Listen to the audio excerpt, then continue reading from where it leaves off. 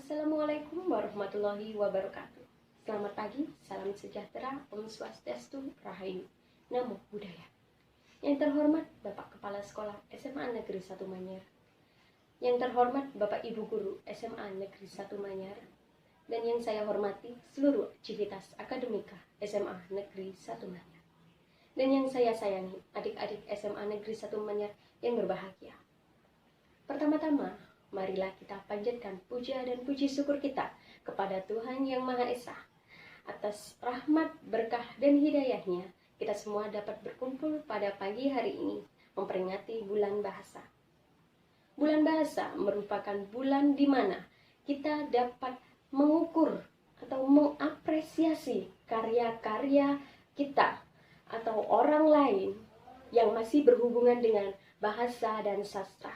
Namun, fakta sekarang banyak remaja atau pemuda-pemudi yang menggunakan bahasa gaul dalam bahasa berkomunikasi sehari-hari mereka.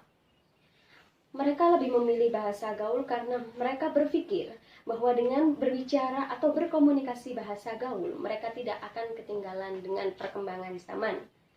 Namun, memang tidak salah juga bila kita menggunakan bahasa gaul, hanya saja ketika bahasa hanya sebatas menyampaikan pesan saja, maka kualitas berbahasa yang baik dan benar tidak akan bakal tercapai. Nah, bulan bahasa sebenarnya dapat dijadikan momentum untuk meningkatkan kualitas berbahasa secara baik dan benar.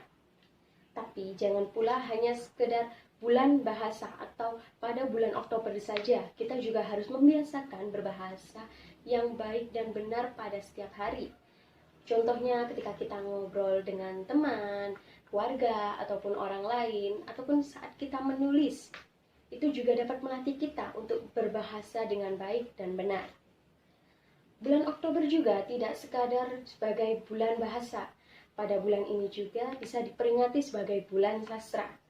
Masalahnya, untuk bidang ini, kita masih ketinggalan jauh dari negara-negara lain. Khususnya para sekolah perlu mengenal lebih banyak karya sastra kepada siswa-siswanya. Tidak hanya untuk melengkapi kegiatan belajar pada bidang studi bahasa Indonesia, namun untuk menggali kekayaan moral dan intelektual yang dituangkan dalam setiap karya sastra tersebut.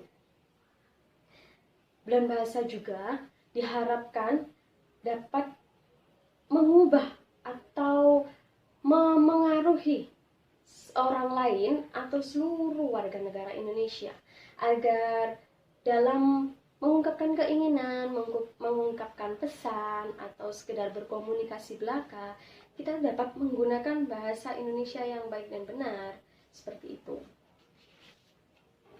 Nah, hadirin sekalian, marilah kita semua sebagai generasi penerus bangsa dan calon pemimpin bangsa yang tangguh, marilah kita lestarikan bahasa kita sebagai alat komunikasi dengan masyarakat, dengan daerah yang berbeda.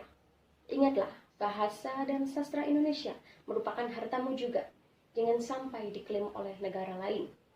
Demikian pidato dari saya. Intinya, kita sebagai generasi muda harus menjadikan bahasa Indonesia sebagai bahasa persatuan dengan cara menggunakan bahasa Indonesia dengan baik yang benar dalam berkomunikasi sehari-hari. Sebagai pelajar, kita perlu mengenal lebih banyak karya sastra, tidak hanya sebagai kegiatan belajar, namun untuk menggali kekayaan moral dan intelektual yang dituangkan dalam setiap karya sastra.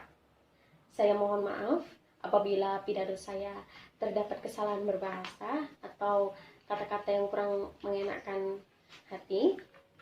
Demikian, wassalamualaikum warahmatullahi wabarakatuh.